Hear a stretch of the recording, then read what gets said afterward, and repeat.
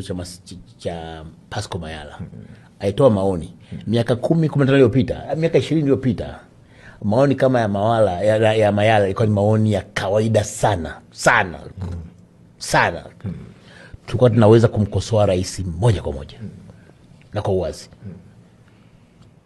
Sasa hivi ukimkosoa rais, wala rais anaweza kuwa hana neno kabisa, wala halalamiki wala umsikii, lakini utasikia watu wasiojulikana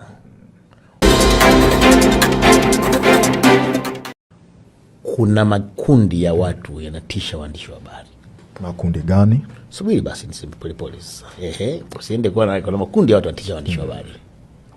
Mfano mmoja wapo ni hicho chama cha Pasco Mayala.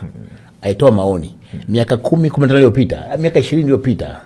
Maoni kama ya Mayala ilikuwa ni maoni ya kawaida sana. Tulikuwa tunaweza kumkosoa rais moja kwa moja na kwa uwazi.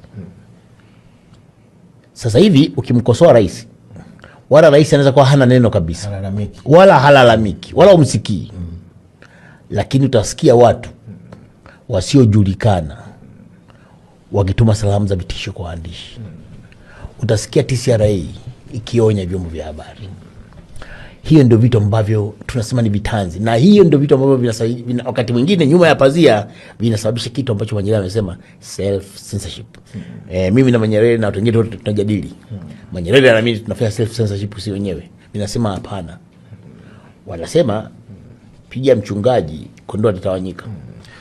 Unampiga Pasco Mayala, waandishi wengine wanaanza Pasco alitishwa bwana.